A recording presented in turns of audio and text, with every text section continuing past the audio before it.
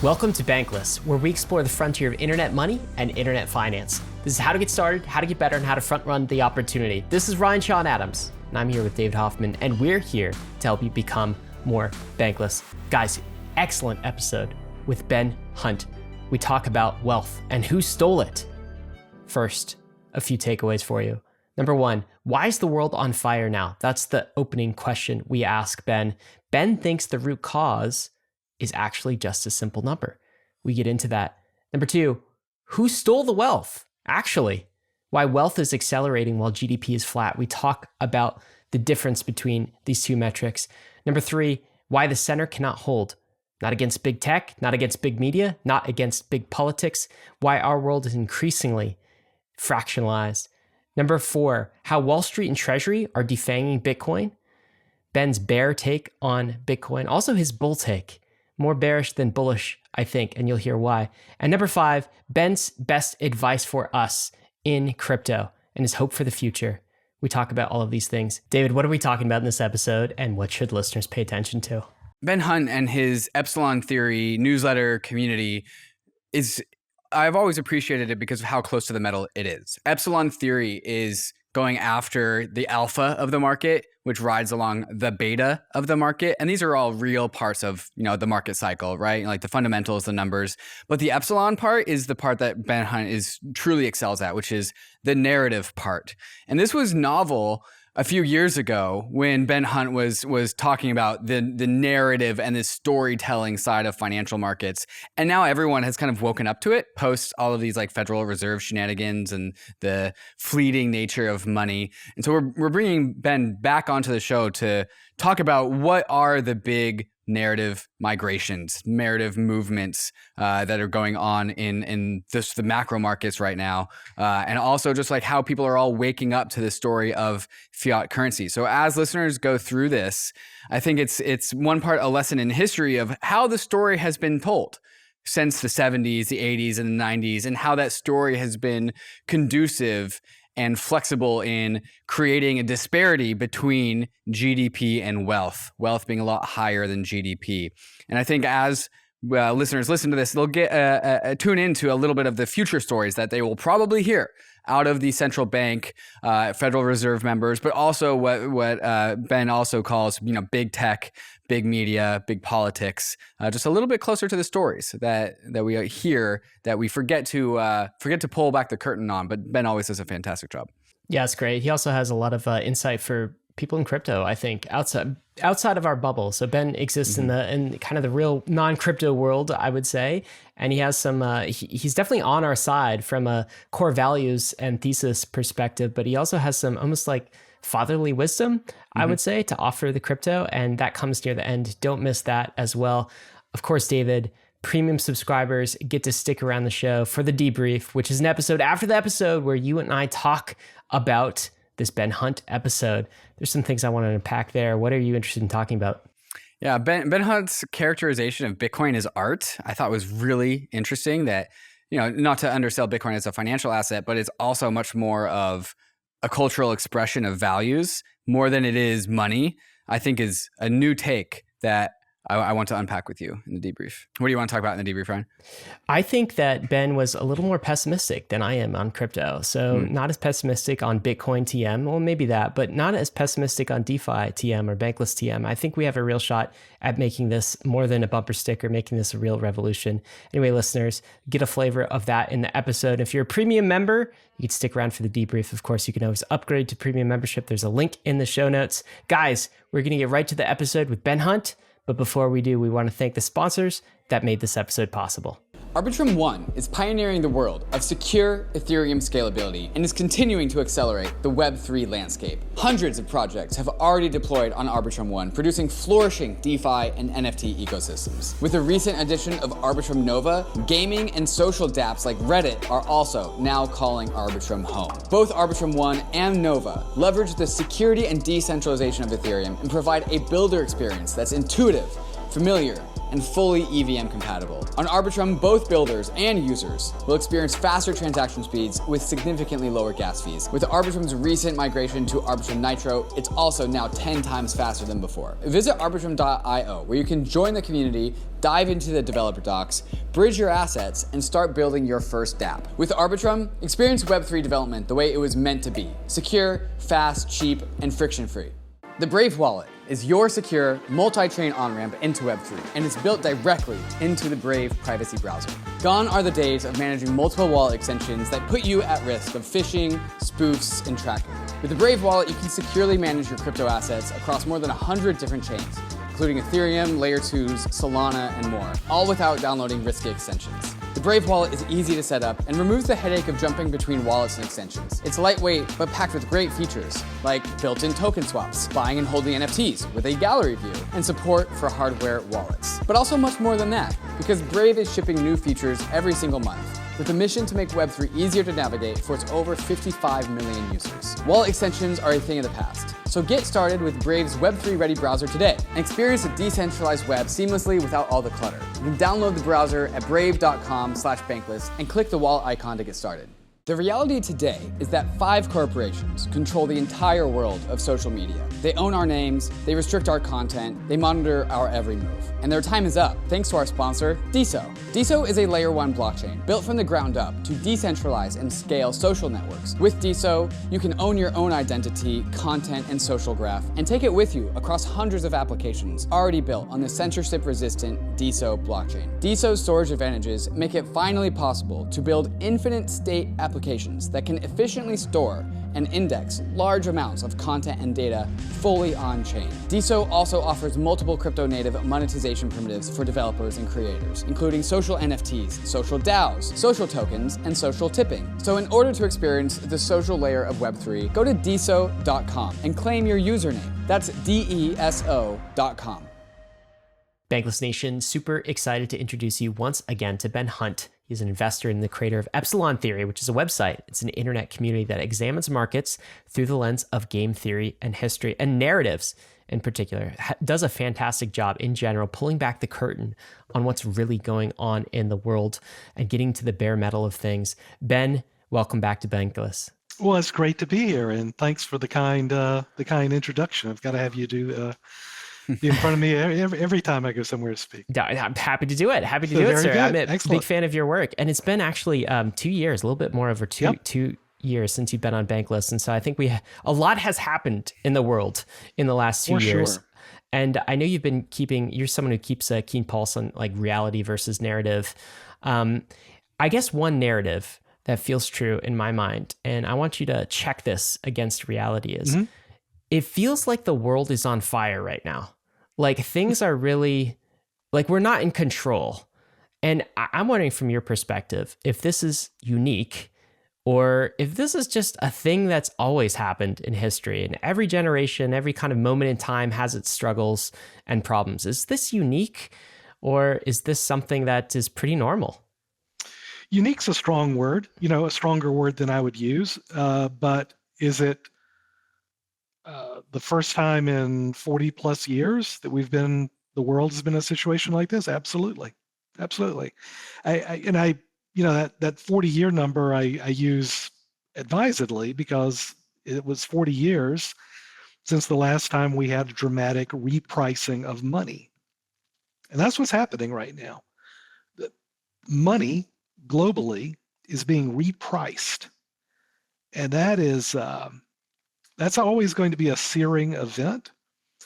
And it's particularly searing given the amount of money that has been borrowed and is now sloshing around the world in various forms. So a global repricing of money is about as big or as impactful a global event as you can have. And it absolutely means that central banks, in other words, Western economies, cannot paper over their differences anymore.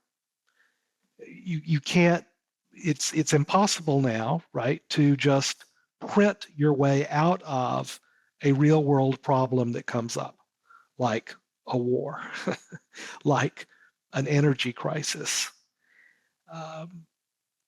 You just can't do it.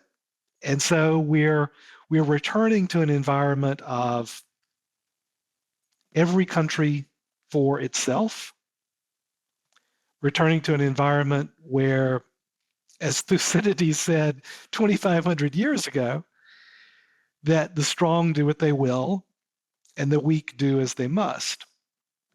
So it's not unique. It's happened, many times before, including 2,500 years ago with freaking Thucydides in Athens and Sparta.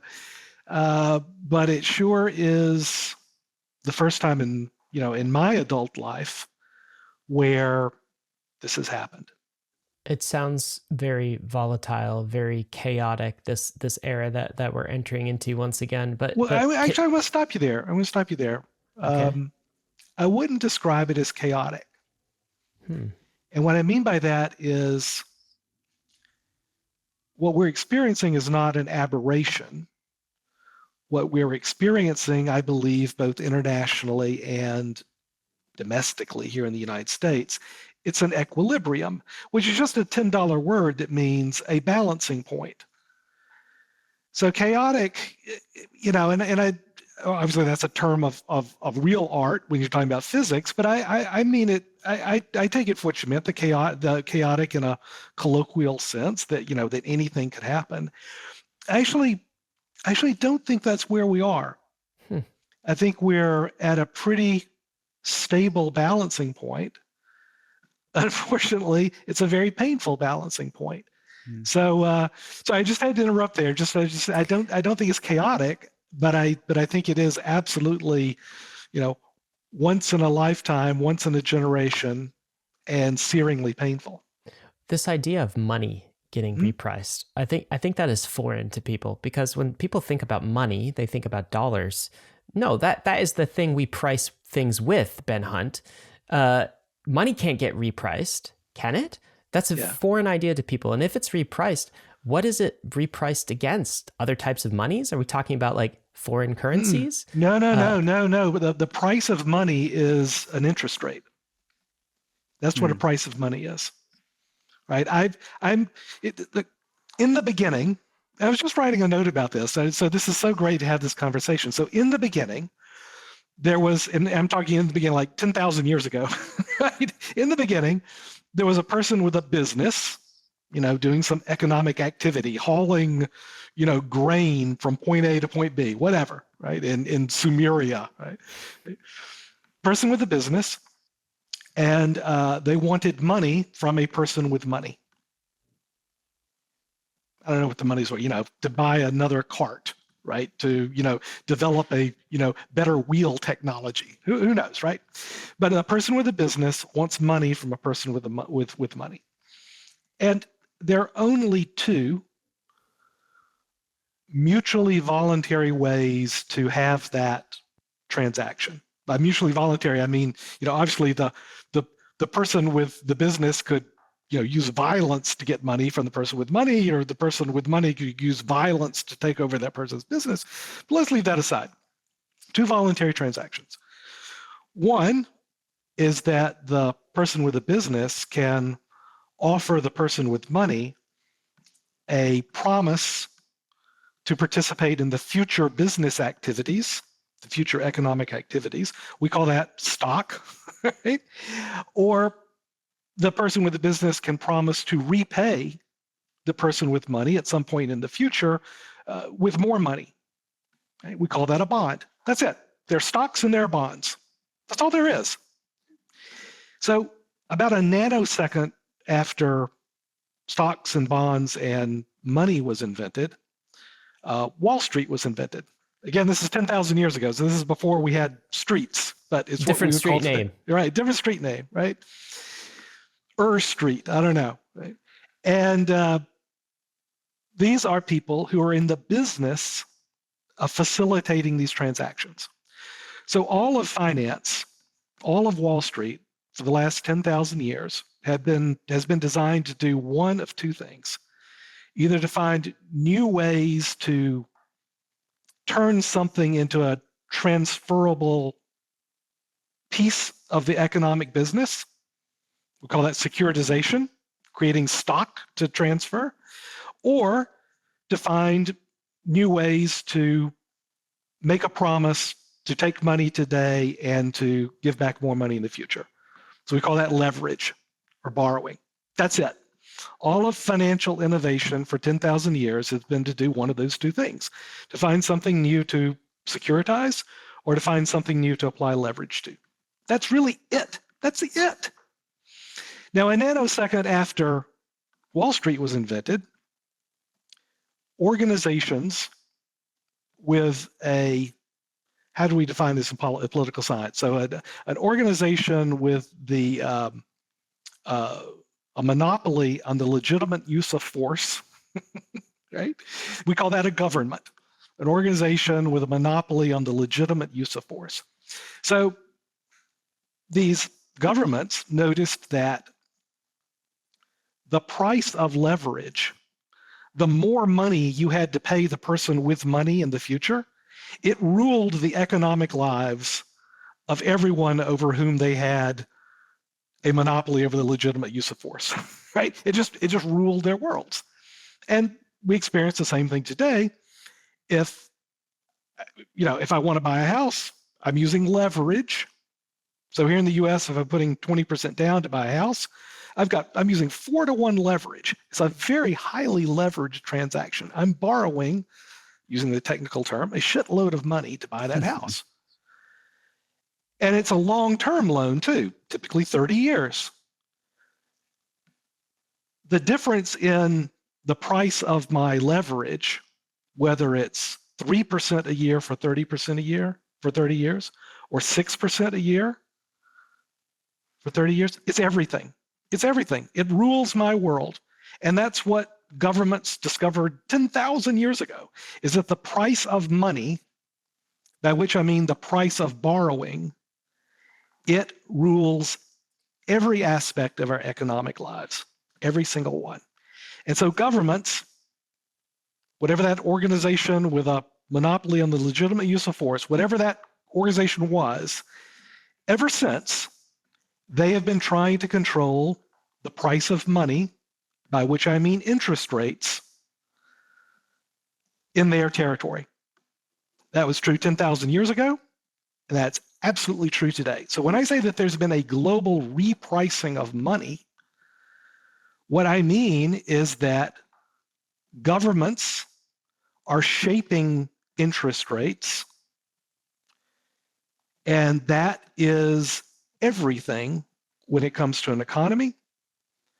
And because they are having to raise interest rates, which is painful for everyone, is painful for everyone who wants to buy a house or buy a car or do any sort of economic activity that uses borrowing, it's really painful for us.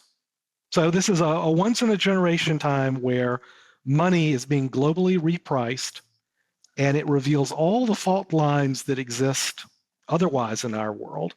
It's the old Warren Buffett line, right? That when the tide goes out, you see who's not wearing, swimming trunks. It's the same thing here. It's the same thing here. And we're seeing more and more people who are naked when the tide goes out.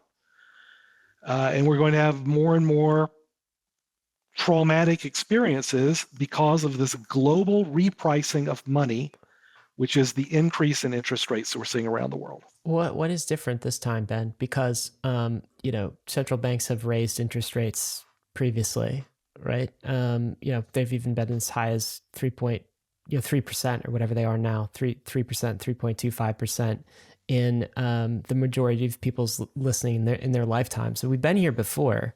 Why is this event different than other times the Fed raises rates either up or down based on business cycles? Yeah, I mean, my parents had their mortgage was something like 15, 16% interest rates. Right. Right. Imagine that. And here, our world is turned upside down. Oh my God, it's a 6% interest rate. I mean, we're done. We're finished. The difference is that we've had 30 years where, again, globally, central banks have intentionally and effectively pushed interest rates, the price of money, artificially down, artificially lower than they should or would be. And they were able to get away with it, right? Well, why would they do that? They do that because in the same way that high interest rates are, economic death, right? Low interest rates are an economic bonanza, particularly for people with money, right? Particularly going back to that, in the beginning, there was a person with a business and there was a person with money. And the person with the business wanted that money from the person with money, and so they made a deal. That collection of deals that people with money have made go up enormously in value when interest rates are held down low. That's, it's just the math, right? It's the math of how promises to repay in the future, bonds, it's just the math of how they work. That when interest rates go down, the value of those promises to repay you in the future, the value goes up. So what we've had is 30 years of artificially low interest rates, artificially high values of investment portfolios, and so a crazily high divide between how wealthy we are, particularly how wealthy the rich are, and how our economy has grown. And that's what's different today, is that divide, the divide between the really rich and the not so rich, the divide between how we have grown our economy and how we've grown our financial assets, that's what's different today. And that's why this experience is so much more painful than, economically, than anything I think we've experienced in our lifetimes, and why I think it exacerbates the changes and tensions that have happened in politics and every other aspect of our lives. So I'm not really optimistic, right? What's coming out of here, but you gotta play the cards you're dealt. Right. These are the cards that were dealt, and I think Bankless listeners feel a lot of this pessimism, Yep. right now. Like it's not as if you're in a bubble here, Ben, talking about this. Like we feel this in our everyday lives. You wrote this article that maybe puts a fine point on what you just said. It's called "Hollow Men, Hollow Markets, Hollow World." Yep. And it's about this hollowing out effect people in Western countries, I think in particular, maybe all around the world, have felt. And maybe we could narrow into the US in particular, because we're talking about the Fed interest rate, this hollowing out. And you have a graph as part of that article, which it was, I kind of blew my mind when I saw it. And we'll show this to Bankless listeners who are watching on YouTube. But this is a graph with two lines. One line is US GDP from the 1950s onward to 2021. And you see kind of like a nice, increasing curve going up, of course, because GDP of the US has increased since the 1950s. And this is nominal US dollar GDP. And then you see this other line, which is an orange line. And the orange line is US household and nonprofit net worth. So this is net worth. So we're looking at two lines. One is wealth. The other is GDP. And what's really interesting is these lines track incredibly close until about 1996. So until about 1996, they are basically right on top of one another, which means GDP increased and so did wealth.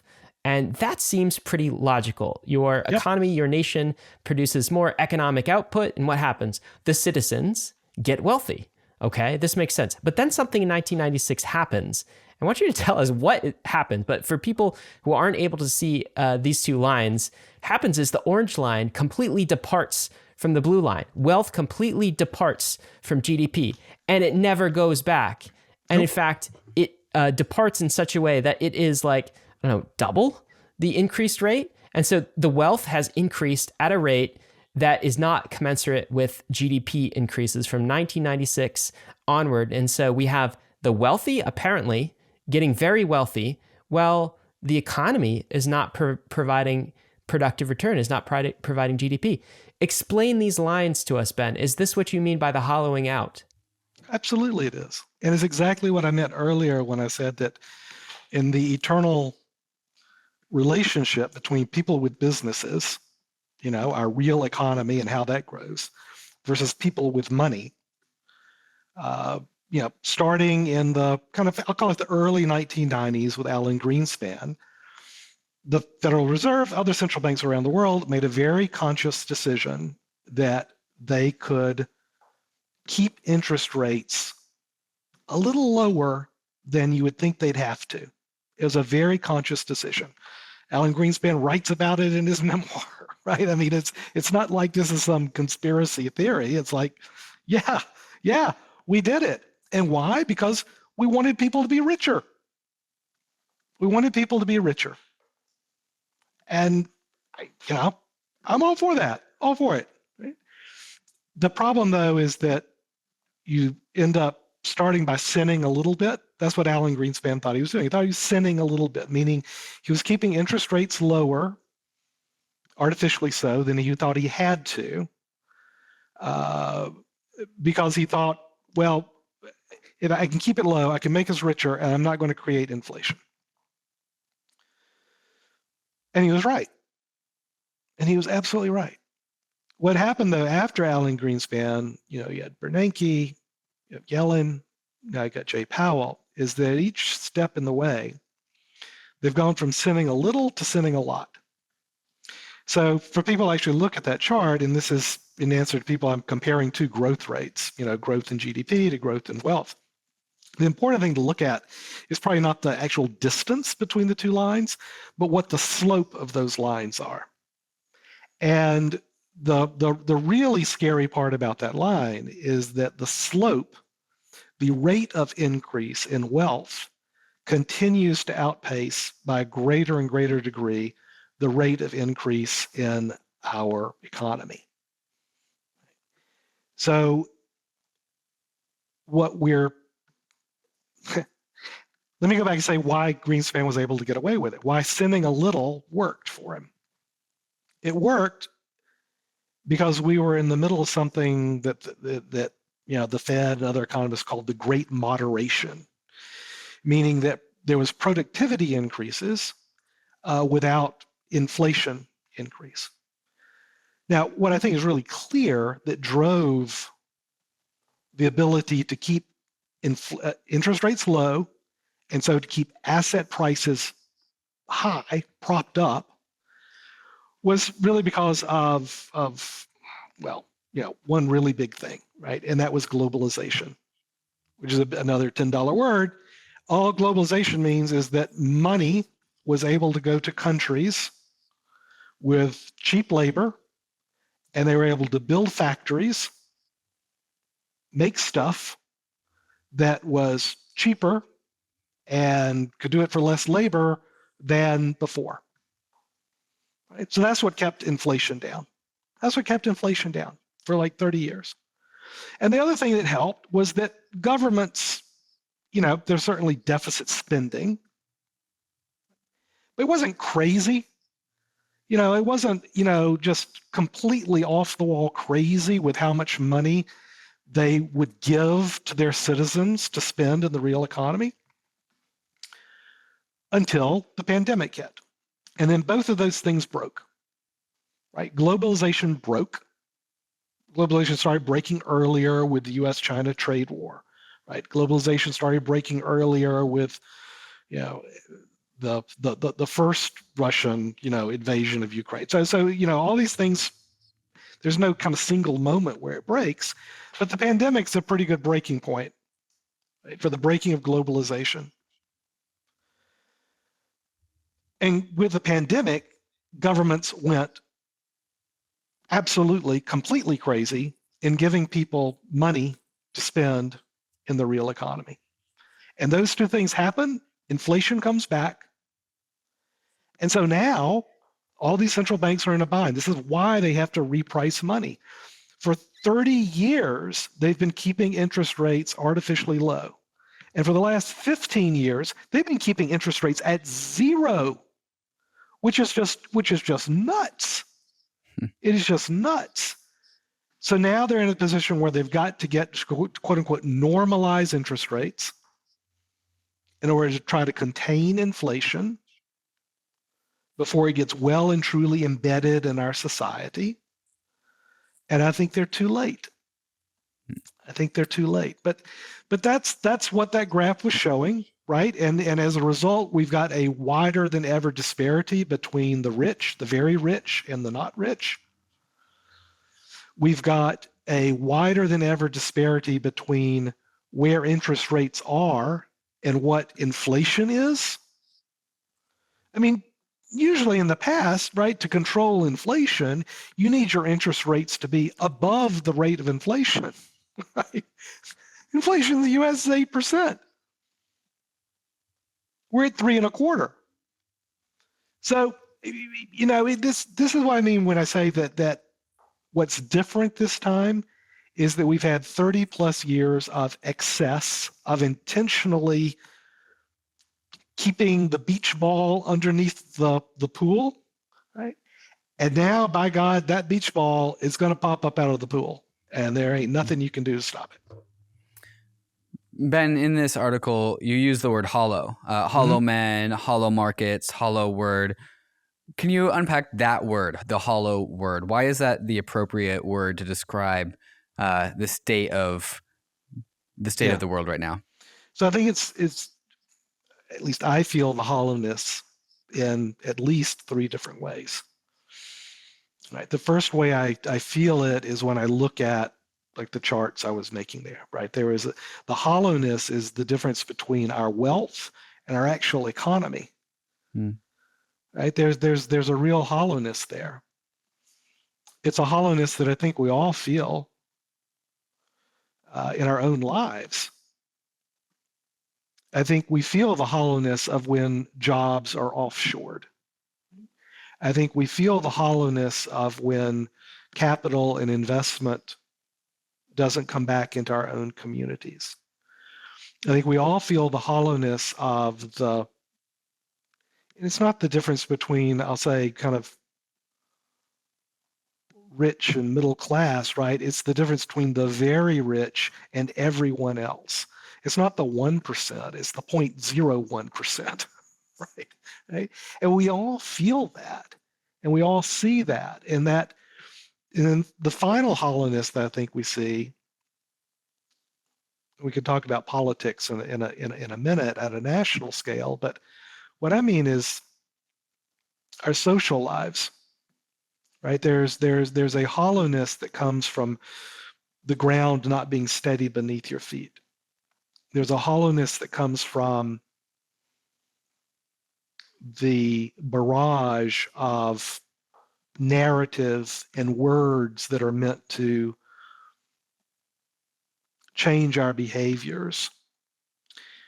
There's a hollowness that comes from going to bed at night and looking at my iPhone is the last thing I do when I go to sleep, and then looking at it again is the first thing I look at when I wake up. I mean, how pathetic is that? But that's the hollowness that I'm describing. It's at a very personal level, and it's also at this macro level.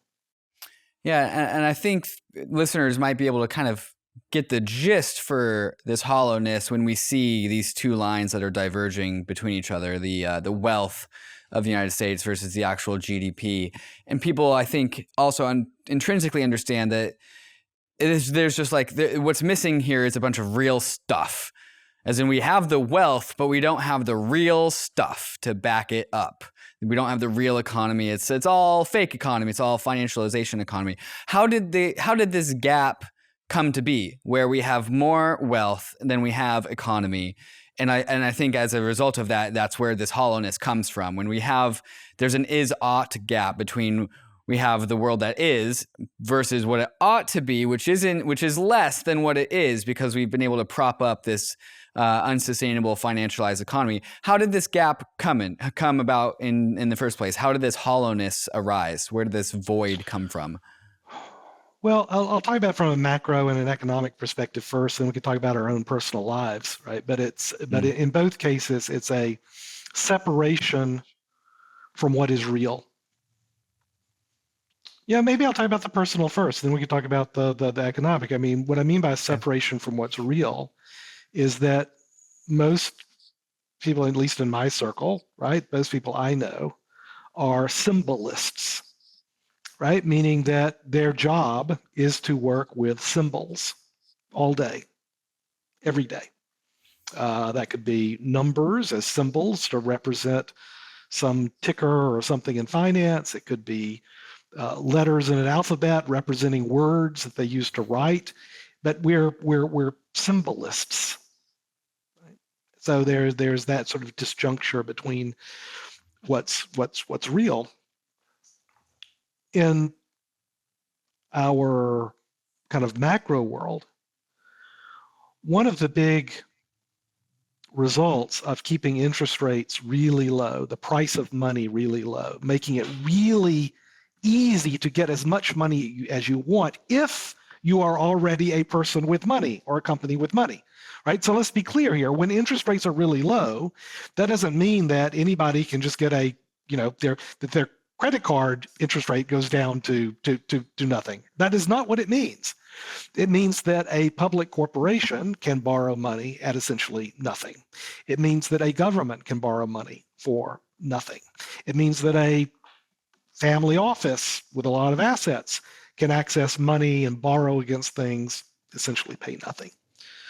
So when I say that money, the price of money is really low and the price of money is nothing and interest rates are zero, that's not meaning that everyone gets that, right?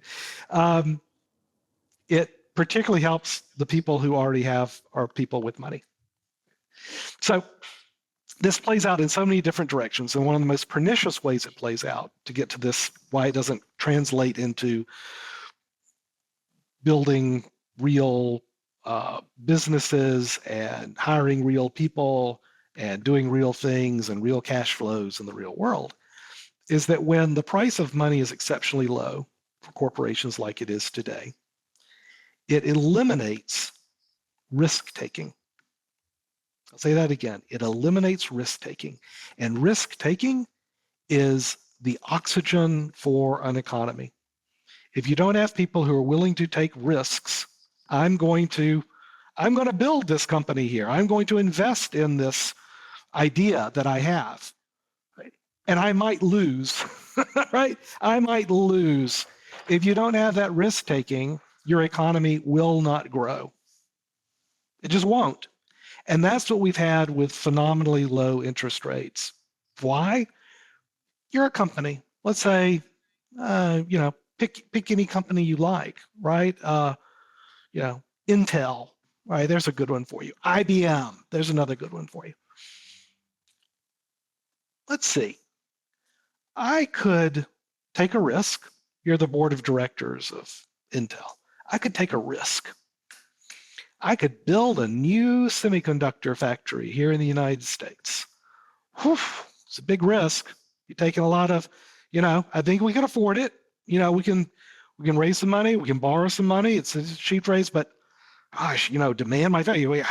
I don't know. If it works, that's great. But man, it's a real risk to build that factory. Or I can borrow a couple of $1 billion and I can buy back some stock. I can get a guaranteed return, investment return, by borrowing money for nothing and buying back stock or doing a dividend, whatever I want to do. It's a riskless return, really nice return, in this world of zero interest rates. Why take a chance? Why take a risk of actually building a factory like this? So that is played out again and again and again in every corporation in, frankly, the Western world that has access to this phenomenally low capital. Why would you take a chance of investing that money in a real world economic activity that might fail when you can absolutely guarantee yourself as the manager of this company or the director of this company a wonderful return to become even richer than you already are through a financialization activity, increase a turn of leverage, buy back stock and the like. Look, I'm not opposed to buying back stock. I'm really not. I'm not one of those wackos who say, oh my God, buying back stock is the worst thing. No, it's not. It's not. It's really not. But what it is something different than actually investing that money into productive economic growth. And that's what we as a country, United States, we as the West, have not done for 15 years. The past 15 years have been the worst, pick any 10 years in there, it's been the worst decade for productivity growth in the history of the United States. Boom! That's the root of the problem when you say, why hasn't our real economy grown? It's because our productivity has been the worst over this period of time than at any other point of time in this country's history. That's the answer to your question at a macro level of why the real hasn't kept up with the leverage and the money. And just to summarize this, it's a culprit of low interest rates, which are primarily benefiting already sufficiently capitalized people. Is that correct? And so they do not take risks with their money and it's that risk taking. Man, that is what drives an economy. That's what drives a real economy, is taking risks. So the largest, most capitalized players in the world don't have to take any risks to generate returns anymore. Correct. Because of low interest rates. Exactly right. Ben, what's crazy about this is, for people who have not thought about it, it's like one tiny number causes all of these downstream effects and misalignments in incentives, right? That number, the kind of the interest rate number that the Fed sets. And I want to... It's everything. It's everything, right? It's really everything. And like I say, this is why I started the talk with, this was the realization 10,000 years ago that it is the price of leverage, the price of borrowed money that drives every aspect of our economic lives. Yeah, it's absolutely incredible. And as we get into the conversation about politics, maybe the last thing to kind of cover in this hollowed out concept will lead us into a discussion about kind of the political decision. You call it the widening gyre, I believe, in one of your articles, the political climate in the U.S. and all of the division we feel. But when we're talking about this hollowing out, and you see these two divergent lines of productivity and then wealth, and wealth increasing far faster than productivity, right? Yep. One of the interesting pieces in your articles, you say it's theft. It's stolen money. This is a line: through monetary and fiscal policies that have pulled forward future growth and productivity into the present, they have, and you're talking about the leaders of the U.S. political system, stolen wealth and prosperity from our children and our children's children. Absolutely. But they've also created a political dynamic that has hollowed out the Constitution and its attendant political norms. As a people, you say, you can't be richer than your economy grows without stealing that wealth from someone else. And you say that stolen wealth comes from one of two places. It's either you steal it from other countries, which is not quite the case with the US, maybe a little bit, but you steal it from the future, or you steal it from maybe different classes, I suppose, and take it from middle class or low class and bring it into kind of upper class. But stealing from the future is the one that strikes me most, being from kind of like the millennial generation, and I know Gen Z feels this as well. Is there is an anger of feeling that like, absolutely, we've been stolen from, like our future. It's well placed. So tell us about this. Has this future really been, stolen from us? Has wealth actually been stolen from future generations here? Yeah. To the degree that you borrow for consumption, you are stealing from the future. Maybe you're stealing from your own future, which is fine, right? We're all humans. We can make these economic decisions, right, for ourselves. Which is that, I haven't gone on a trip with my wife in 3, maybe 4 years, right? And it's her 50th birthday, and it's our 20-somethings anniversary, and we're going to go on a really nice trip in a couple of weeks. Can't wait. Bucket list kind of thing. Gonna, borrow is going to be expensive, and hell yeah. I mean, this is my life. I'm going to spend it on this. Fantastic, right? There's other kind of borrowing that I can do. I borrowed to, for my children's education. Right? I borrow to, on my home, I've got a mortgage to, invest in my company. That's not stealing from the future, right? So long as the investment pays off. And look, some investments work, some don't. All you can do is the best you can do. But those were investments, right? Investments in my children, investments in my company. That's not stealing from the future either. What is absolutely stealing from the future, I'll call it pulling forward economic activity, is the encouragement to do so by keeping interest rates artificially low, by having a whole suite of government policies that encourage just that, right? Borrowing, pulling from the future for consumption beyond what, your means are, your future means are. And that is absolutely taking from our children and our children's children. It is absolutely what that is. Borrowing for consumption is exactly what I mean. Borrowing for, let's call it malinvestment. For example, borrowing to buy back stock, borrowing for a dividend, right? It's all connected to this notion of not taking risks in the real economy. You take a risk by investing. To the degree you don't invest, to the degree that you're making riskless choices of financialization through leverage, through, again, easy money, that is absolutely taking from the future. Because at some point, and this is what I'm experiencing right now, at some point, it catches up with you. And our degrees of freedom today, because we have no savings, we have enormous debt, our degrees of freedom to invest for the future, now that the price of money has increased, it's going to be really hard.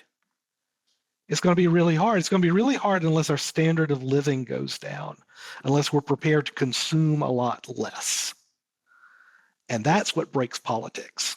Because I don't know any electorate that will say, oh, yes, please tax me more. Oh, yes, no, you're right. I need to pay more for that gasoline. And no, you're right. I took too many vacations. I'm done. You're right. I need to work a little bit more and, enjoy life a little bit. Yeah. Sign me up for that. Right? But that's where we are. And now we have to deal with where we are. TRUEFI is DeFi's largest credit protocol, connecting global lenders with institutional-grade lending opportunities. TRUEFI has completed over $1.7 billion in originations and paid out nearly $35 million to lenders, proving that DeFi is ready to take its next big leap into the $8 trillion credit market. TRUEFI gives lenders like you access to sustainable, high-yield opportunities backed by real-world investments, usually reserved for high-net-worth individuals. At the same time, fund managers use TRUEFI's financial infrastructure to bring their portfolios on-chain, benefiting from the global liquidity, cost savings, and transparency of DeFi. TRUEFI is a decentralized financial utility. The protocol is owned and governed by the TRUEFI DAO, and TRUEFI is here to bring DeFi into the golden age, bridging the power and access of crypto with institutional-grade lending opportunities and portfolio tooling. Explore the diverse financial opportunities available on TRUEFI or launch your own portfolio at TRUEFI.io. Sequence is the all-in-one developer platform you need to build Web3 games and applications. For your users, Sequence is a smart wallet, and it's the easiest, most intuitive onboarding your users will ever experience, and comes with all the features users need to feel empowered in the Web3 world. Multi-chain support, NFT display, and users can buy SFTs, NFTs, and crypto directly with a credit or debit card. For developers, Sequence is the plug-and-play platform for Web3 games and apps. Their APIs let you bring NFTs, SFTs, and tokens into your game or application. And the Sequence relayer enables gasless transactions for your users. Sequence already powers some of the best Web3 games like Skyweaver, NFT projects like Cool Cats, and marketplaces like NiftySwap. And Sequence is compatible with all the EVM chains, including Ethereum, Polygon, Binance Smart Chain, Arbitrum, Optimism, and Avalanche. So go to sequence.xyz/Bankless to start building, or speak with the Sequence team today.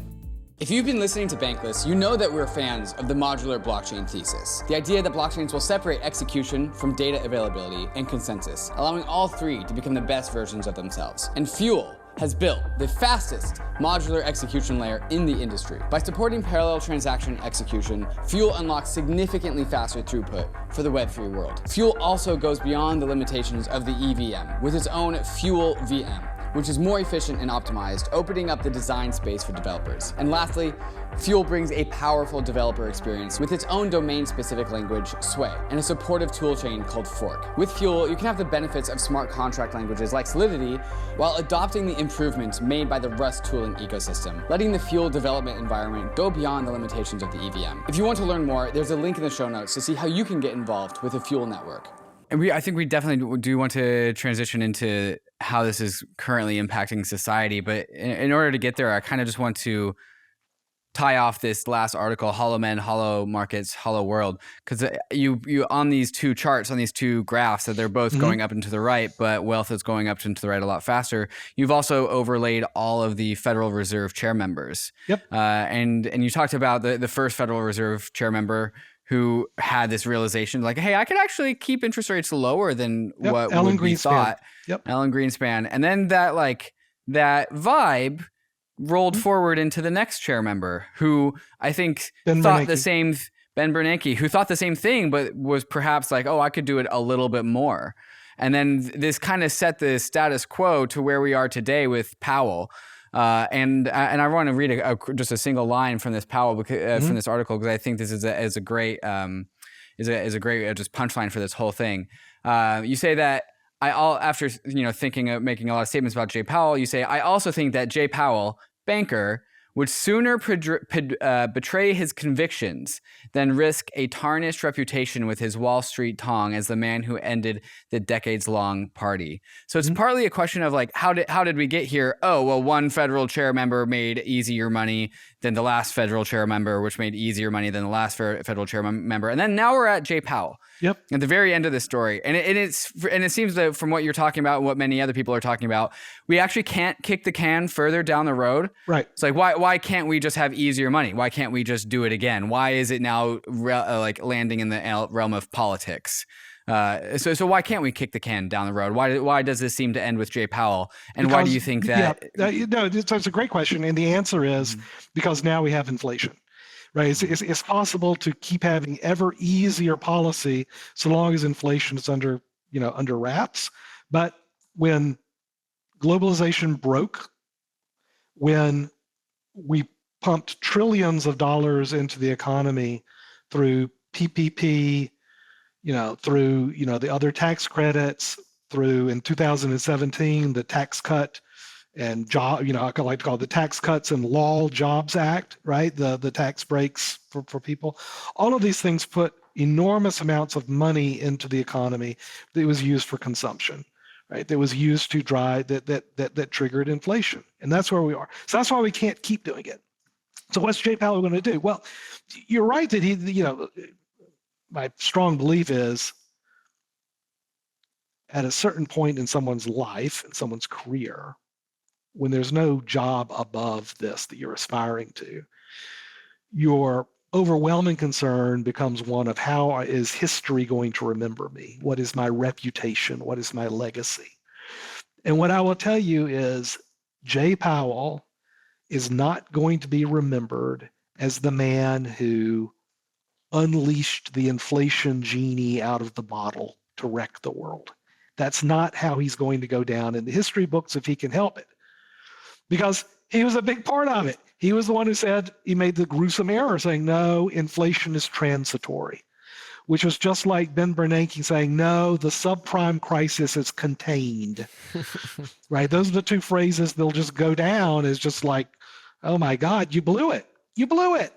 You had your chance and you blew it. So Powell blew it by not addressing the inflation problem earlier. And so now he'll be damned if he's going to go down in history as the guy who let this genie out of the bottle.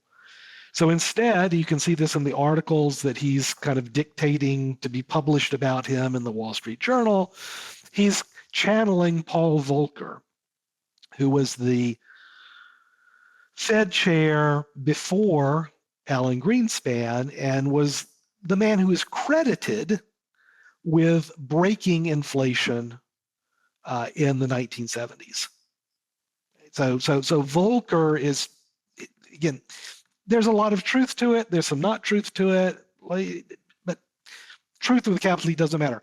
Volcker's image, the way that history remembers him, is as the guy who was tough enough and crazy enough to raise interest rates far enough to break inflation when other Fed chairmen couldn't do it. So that's how Powell wants to be remembered. That's what he wants his legacy to be. And so I think that's what he's going to do. That's what he's going to do. And it took a while for the market to kind of recognize that. But over the last few months, that's what we recognize. Yeah. It's an interesting question, though, Ben, as to whether like the politics are going to let him fill the role as Paul Volcker. I think this is maybe the segue to the next question we wanted to have with you. So we've got this hollowing out that I think a lot of us feel, and you've described very, very aptly from an economic perspective, also from a personal perspective. And that has led to some societal consequences that we also feel. In addition to this feeling of hollowed outness, we also feel more divided than ever. Like things feel unharmonious, feel like everyone is always angry at one another. And maybe I just spend too much time on Twitter, but this is honestly the way it feels. You wrote this article called the Widening Gyre. That's what you're calling it, the Widening Gyre, which is interesting. I think that's from a Yeats poem. And I'm going to read a quote out. The widening gyre is eating America alive. And it's not just our country. It's our families and friendships too. Ourselves even, as the widening gyre rips our internal identities to shreds. Rips our internal identities to shreds. What is this widening gyre? Like what's happening in the US right now? Well, I think we all feel it, right? I mean, I think we've all got family members. We've all got friends who are essentially lost to us now, who have gone across the event horizon, right? To use an astrophysics analogy.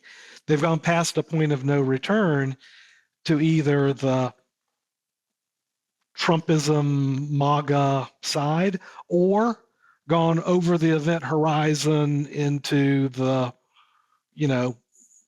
woke liberal lefty side, right? I mean, right? There's a black hole in the middle of both of those ends. And I think we've all experienced, right? I mean, it's so hard just to have conversations with our own family members anymore. Friends are, the people we hang out with, the people at work. I mean, gosh, we're all very wary of what we say because it's unclear whether the person we're talking to has been infected by my phrase, weaponized narratives. I think this is entirely intentional. I think the result is, again, not an aberration, but $10 word, equilibrium, where political entrepreneurs, our political parties, our media system, our technology players, I like to call it, big politics, big tech, and big media, this is all to their advantage, right? To create a state of crisis in our relationships with other humans, to snip the connections that we have with our family, with our friends, with our workplace, to atomize us. And I do think it ends up creating a conflict inside of us as well, right? I mean, I feel it. I feel it sometimes. I mean, it's very attractive, right? The siren call of this call to arms from the left or this call of arms to the right, and because it's about something that you really care about. It's about your kids. It's about your country. It's about your work. It's about the people you love, who you love. And it's when I say it's a weaponized narrative, I really mean that in exactly the same way that a virus can be weaponized. It's an intentional effort to choose words and grammars that hit our brains to elicit specific response patterns. Again, that's not tinfoil hat stuff. I mean, that's really how this is designed to work. And what you end up with then, again, equilibrium, a balancing point where there is no middle. The center cannot hold, which is the main point of Yeats's poem, that the falcon cannot hear the falconer. The falcon is us. The falconer is God. If you're religious, it's truth and wisdom. If you're not religious, like I'm not, we can't hear the wisdom of the past. We can't hear our better natures, and the center does not hold.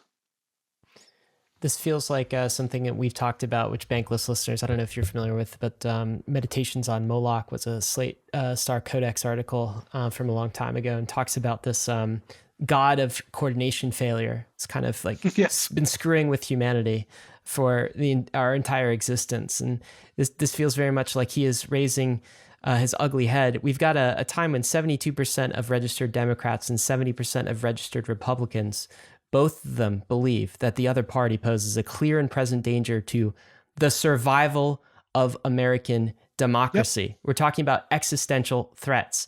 And what we've seen, Ben, is politics really change from kind of this coordination game of we're all on the same team. This is how democracy works. The free, open, fair elections. And then one group wins, compromises with the other group, and we kind of get our best guess at the will of the people, to from a coordinated game to a game of competition where we're stuck in like this Moloch trap, this prisoner's dilemma. Can you talk about that a bit more? Sure. Well, a coordination game, it doesn't mean that we always agree on stuff, right? So a coordination game has, I'm sorry, and I don't mean to get too into the weeds on this stuff, but I think I can describe it in a way so that it makes some sense, right? So a coordination game actually has two equilibria, two balancing points that work, right? One is where, everybody works together. And the famous example of this, the name of the game is called the stag hunt. Rousseau first wrote about this as a game theory idea. And we called it the stag hunt because we can all cooperate to bring down a big animal, and we'll all eat really well. And that's our best outcome. And once you do that once, it persists as an equilibrium because neither side has got an incentive to defect, do something different. Man, we can all go out, we can all eat like kings. This is great. We stick with it. Now, if something happens by accident, whatever happens, and one day someone does defect and they go out, I was going to hunt for this, join the crowd and hunt the big deer, the stag. Now, but a rabbit just crossed my path, so I just grabbed it. Right? I didn't go hunt for the stag, but I got a rabbit, so I eat fine. And that happens once, and so the rest of us, we don't get the big stag, but we say, I come home with the rabbit and say, what were you doing? I said, I got a rabbit. What am I going to say? So the next day, we all hunt for rabbits. And that's also a balancing point. Again, it's not as good as us all eating like kings from taking on the big stag, but it's an equilibrium point. We're all hunting rabbits, kind of on our own, but there are ways to get from one equilibrium to the other. The game, the coordination game, a game that is set up by the rules of the game, like a Constitution of the United States, right? It doesn't mean that the two parties are always doing bipartisan stuff and, winning World War II or doing whatever kind of big game stag hunt they're going to do. A lot of times they do their own thing and they're in competition, but a true cooperative outcome is possible in a coordination game. And what is magic about the way the United States was set up and the way the Constitution set up the gives and takes of American politics is that it truly sets up a coordination game where at least it's possible to work together to achieve really big things. You change one kind of like little outcome in the game matrix, and I talk about this in the note, you can show it, and it transforms into a competition game, a prisoner's dilemma being the most famous of those, right? Where cooperation is actually impossible. There's only one balancing point in a prisoner's dilemma game, and that is the every man for his freaking self. That's the only balancing point. And that's what's so important, I think, about what's happened to our electorate and our Constitution, because it's just a piece of paper, right? But it is true in markets as well. We've lost the potential to even have a cooperative outcome and work together to accomplish something big. And now we're locked in a game that only has one equilibrium of every man for his freaking self. And that becomes the rational behavior. So everyone's thinking, I got mine, Jack, right? And it's so hard to find a community where you can, I like to call it a pack. Find your pack. People where you're not just out for yourself, but you're actually working together to achieve something better. And that's what we have to do. We have to find our way back to a coordination game where at least it's possible for us to work together for some great end. Our political coordination game breaking down, which means kind of the fabric of our nation state, our societal structure breaking down as well. It's a scary prospect. And we have this hydra before us, which is big politics, big media, and big tech. Yep. At the end of your article, I was really interested because, of course, like the crypto world has its kind of not solution, but it's way to help the same problems that you see, right? Big tech, big politics, and big media, of course. We have like crypto answers to these problems. One of your answers to these problems actually goes back to the constitutional protocol itself, which was very interesting. And I actually just learned about this. There is an amendment in our Constitution that hasn't been fully passed, was never ratified by the states. And it's only one of 12 amendments passed by Congress that was never ratified, called the Constitutional Apportionment Amendment, I believe, Ben. This is interesting because we've had Andrew Yang. Fascinating.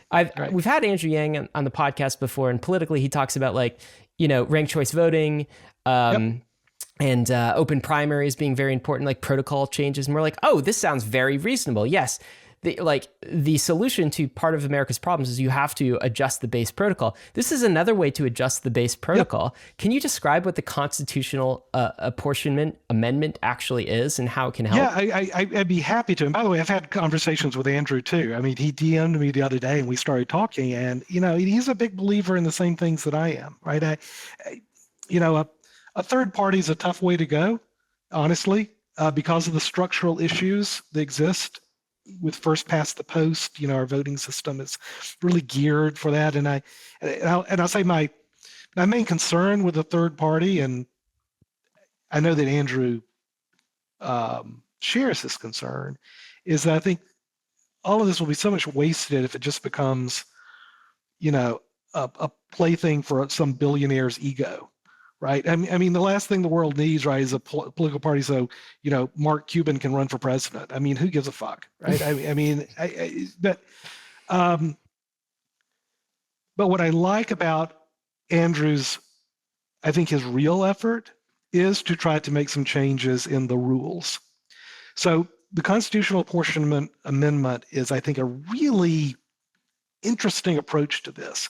So and it's over, just Google it, Constitutional Apportionment Amendment. It was passed. It was passed by Congress in the 1700s. It was like, along with the Bill of Rights, this was passed way back then, right? And for a range of reasons, it was not ratified by the requisite number of states. But see, here's the thing. Once an amendment, a constitutional amendment, is approved by Congress, it's out there. It doesn't go away. There's no, statute of limitations on it. So we've got, I think 11 states have ratified it. Right? And so it needs something like, 20 something more. But then here's the thing about ratifying an amendment. It's done by the state legislature. It's done by the state legislature. And what the Constitutional Apportionment Amendment would do would be to massively increase the number of people who are elected to the National House of Representatives, which is what the founders intended. Right now, we've capped it at a certain number so that as our population grows, each member of the House represents some larger and larger number of people. I think it's like 550,000 people that are that every representative represents, which means that they don't get represented, right? Which means that the only way you can be elected to Congress, it's like a massive election. So you've got to be part of the Republican machine, or you've got to be part of the Democratic machine. Right? That's the only way you can run an election at such a large scale. So what the Apportionment Amendment would basically mean that every 50,000 people would elect somebody to Congress. And 50,000, still a big number. Man, that's doable, right? That's some local person who says, yeah, well, I got an idea. What you'll get if the Constitutional Apportionment Amendment were to pass would be a lot more people going to Congress with a lot weaker party affiliations. The Forward Party, somebody could run under the Forward Party, Andrew Yang's party, and win in some districts, right? You could get Green candidates win. You could get, you get wacko far rights win, right? Absolutely you would. And I am so okay with that. I want so much broader representation, because what'll end is that, when 6,000 people go to Washington, Nancy Pelosi and Kevin McCarthy, they'll have no clue about, they can't organize that. Mm-hmm. And that's wonderful, right? Because what it leads to, I think, is the formation of lots of political parties, true multi-party representation and proportional representation. And that's how we break the stranglehold of the two-party system, I think, from the bottom up, through an amendment that's already been passed through Congress. It could never get passed by Congress today, because you're basically asking Congress people to let in, thousands more people into their little club. So it will never pass today, but it only has to be passed by state legislatures. And it's those state legislators, the individuals there, they're the ones who are most likely to go to Congress, right? So it's a promotion for them. So I think it serves their self-interest. And I sure as hell, I think it serves the people's self-interest to try to break this stranglehold that the two parties have over these massive elections that we have. Me and Ryan, we certainly like changes to our systems that seem to go right down to the root level, because especially when we are in these times where it feels like all of the world or all of society is turning a page, it really takes the conscious thought to go down to that root level. Like, all right, what is the base level protocol that we need to tinker with? Exactly. I'm wondering, Ben, as we talk about this widening gyre, we have the far left getting further from the far right, getting further from the center, and the center gets smaller and smaller. How does this connect to the earlier conversation where we had the discrepancy between the GDP and the wealth? Are these adjacent conversations? Are these highly synonymous? Are they just happening because we're talking about the United States of America and that's the common denominator? Well, what are the big common denominators here, or are there many? Well, it's connected by that hollowing out, right? So on the political side, the hollowing out is that the center dissipates. And so it's on the far ends and farther ends where people fall off into that event horizon of, becoming part of that tribe, where they think that the other tribe is not just wrong, but evil.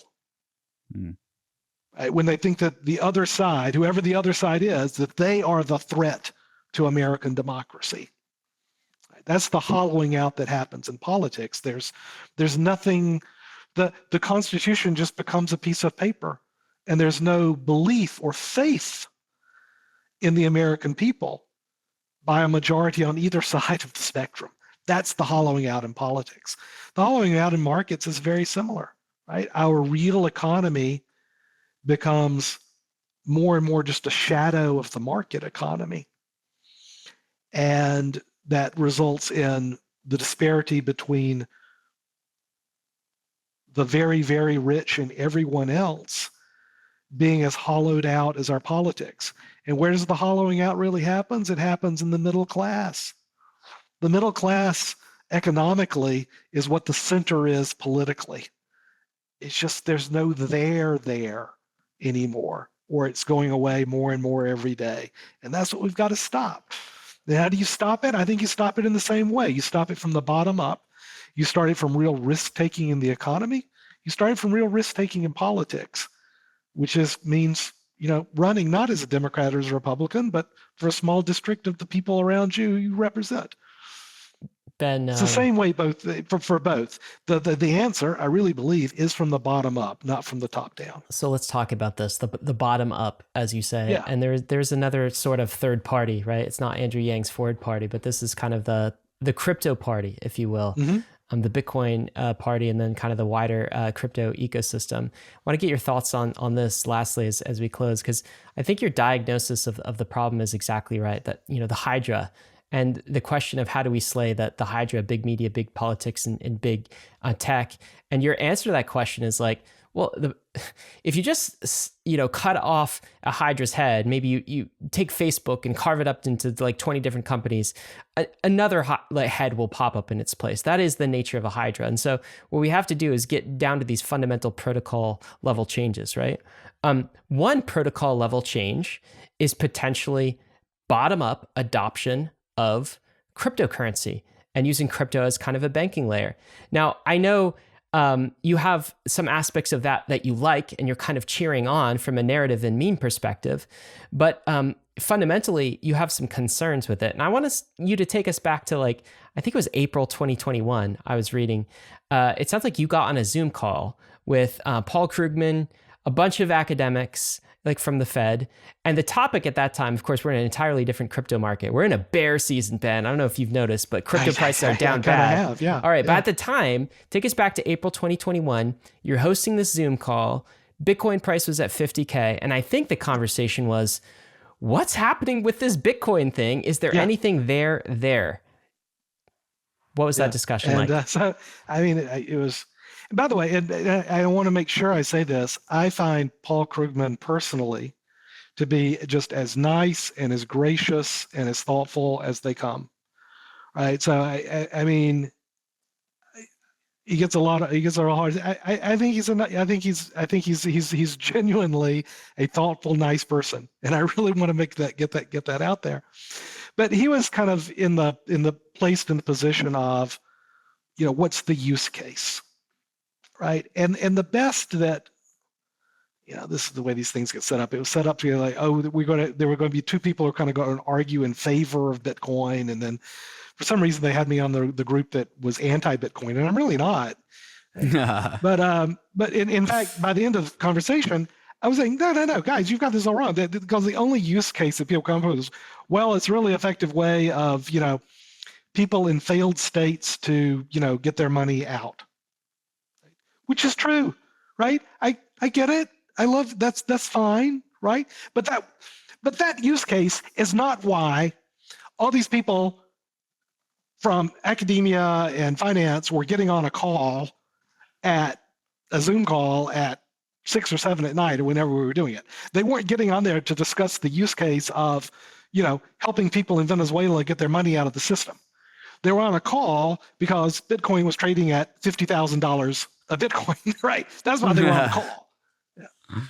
And the consensus of it, well, it has no use case, and so it's nothing. There's nothing there to it.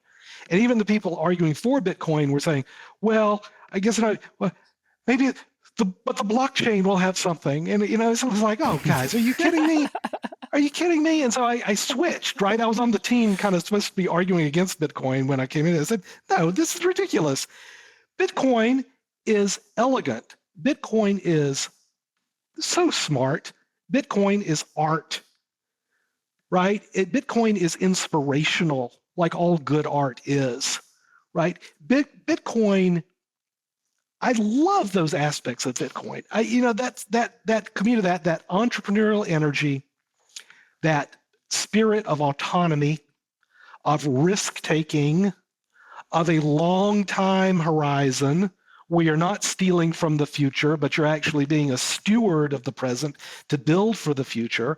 I think those are all absolutely part and parcel, inextricable from OG Bitcoin, right? And I say OG Bitcoin because what I have against Bitcoin is not the OG Bitcoin, but is like what I like to call Bitcoin TM, or Bitcoin exclamation with jazz hands, right? Which is the securitization. Remember, the only two things that Wall Street does for thousands of years. You find a new way to securitize something, you find a new way to apply leverage to something. And with Bitcoin TM, they've done both, right? So it's securitized, it's rehypothecated. We can talk about what all those words mean, but what it really means is that it is absorbed by Wall Street into another casino game, to another table at the casino. And I get it, its number go up, and that's why you had all these people on the call at 7 o'clock, because it was $50,000, right? They didn't want to talk about DeFi or, leading a more autonomous, decentralized life and having a different layer rather than a layer that's smothering you from the state. That wasn't the point of the call. The call was, oh, it's 50K. That sounds interesting. And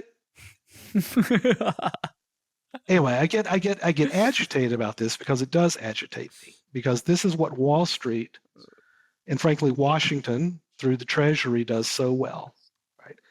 They co-opt. They don't prevent, they don't forbid, they don't outlaw, they co-opt. And I see it every day that this is what's happened to Bitcoin, in the same way that gold was co-opted into GLD and the ETFs and the like, 15 years ago. And it makes me really sad. So I am such a supporter of all those aspects that I said were part and parcel of this community, of this pack, right? And it is not the grumpy grandpa in me. I swear to God, it is the revolutionary in me that is disappointed when it becomes Bitcoin with jazz hands, and we talk about, oh, is it above or below the 200-day trend line? And I mean, God, what a waste,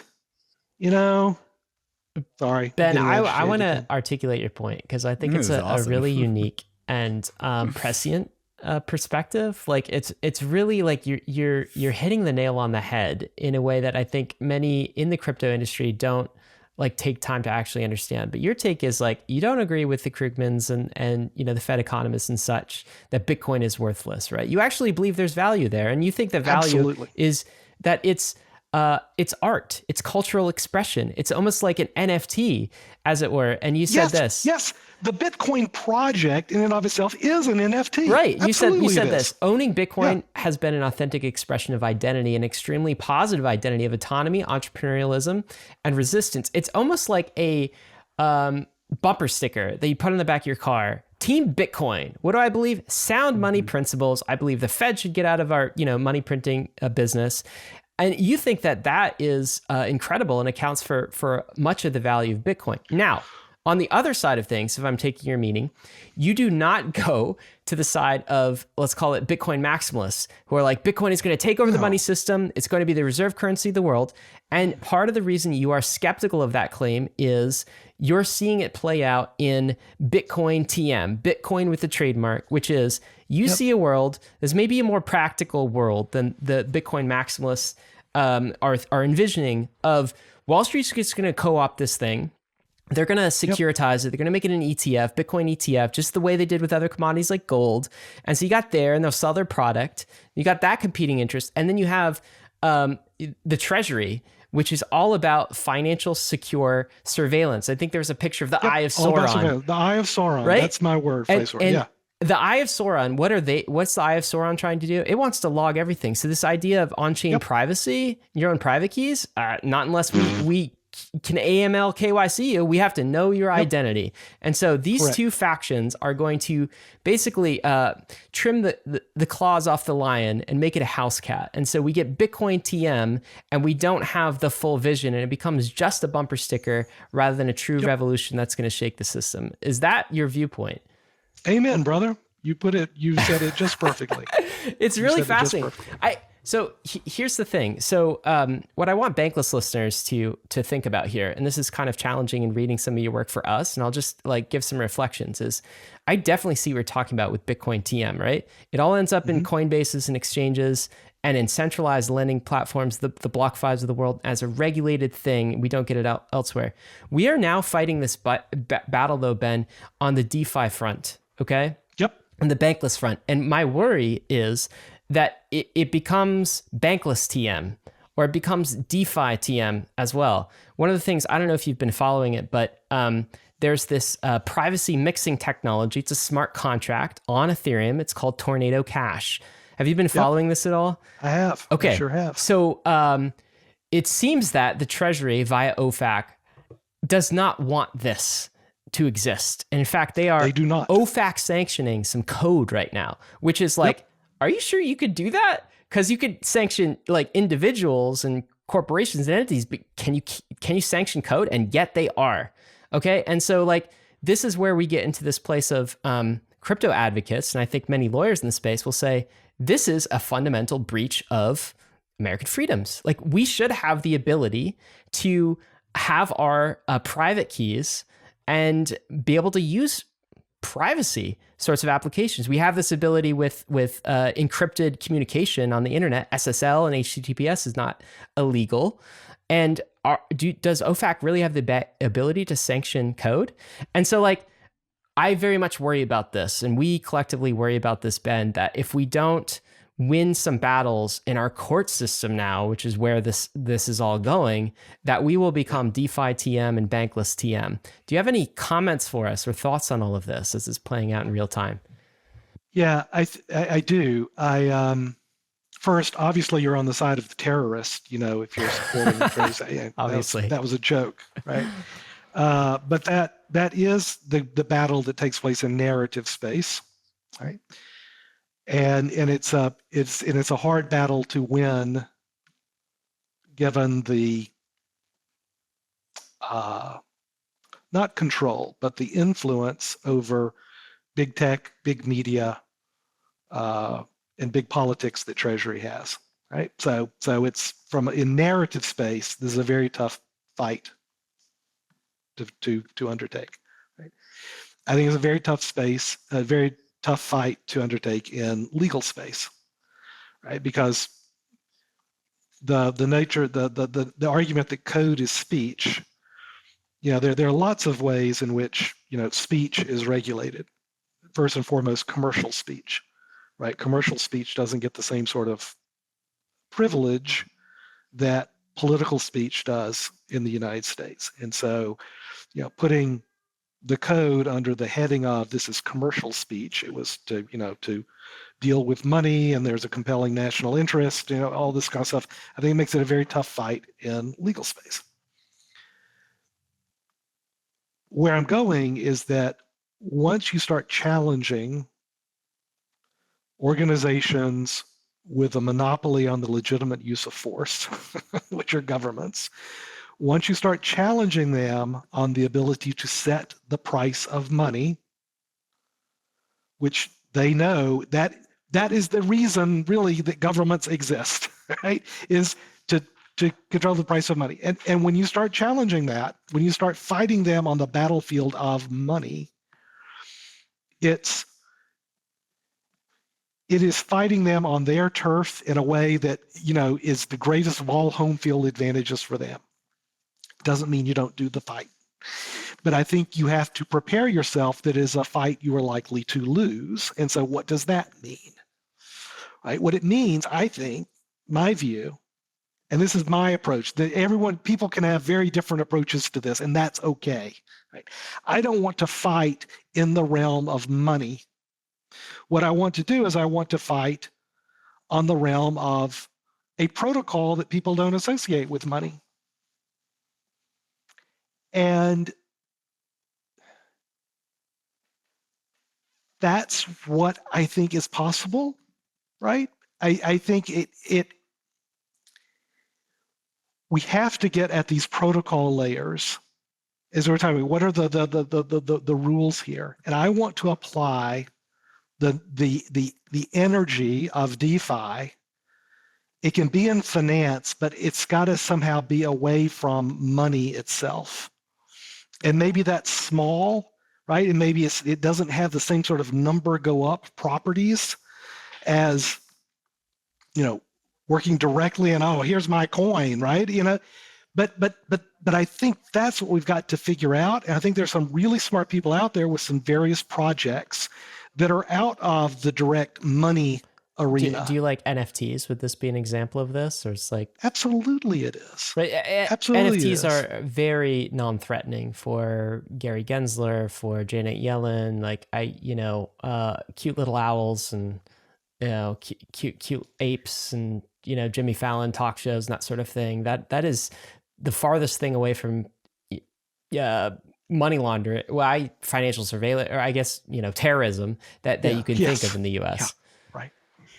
And yet, I still believe that the most subversive thing in the world is art and content. So yeah, I'm a big fan of NFTs and using them in very subversive ways, right?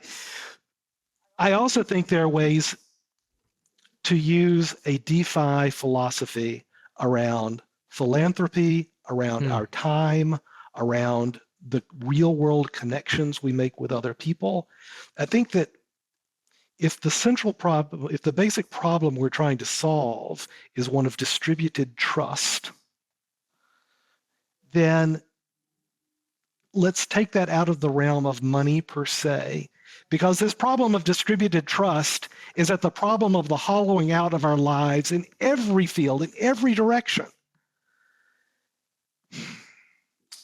So I don't have the answers, right? But I do resist the idea that the only way to fight this is, or that the only way that you're going to declare victory is from some top-down acceptance of Bitcoin or whatever protocol we're talking about as the new monetary system. I think that's, I'd rather not storm the machine gun nest, right? I would rather fight in another arena where I think we can win without killing ourselves. Ben, I think you're advocating fighting smart as well. And I think I'd like to think so. This is good advice. I know you're on the same page from a narrative perspective and from an end goal perspective as many in the crypto industry. And I think you closed your article with this. I don't think I can help much in the policy battle, but I think I can help a lot in the narrative battle. And we certainly appreciate all your help on the narrative battle and all of the wisdom that you've conveyed in this podcast.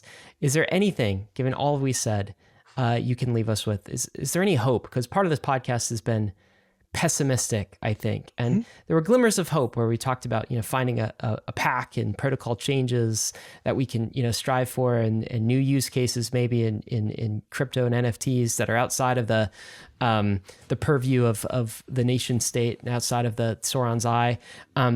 Is there any hope for us? What would you leave us with there? I'm going to come back to exactly that, of finding your pack. That you find a group of people who do not treat you as a means to an end, but treat you as an autonomous human being in your own right, and who demand that you treat them the same way.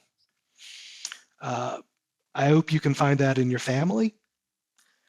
I hope that you can find that in, a wider community, but wherever you can find it, you got to find it, because that's how we get through this. We do get through this as a pack, and that's what writing Epsilon Theory has done for me, is connected me with tens of thousands of people all over the world, and has given me the knowledge that I am not alone.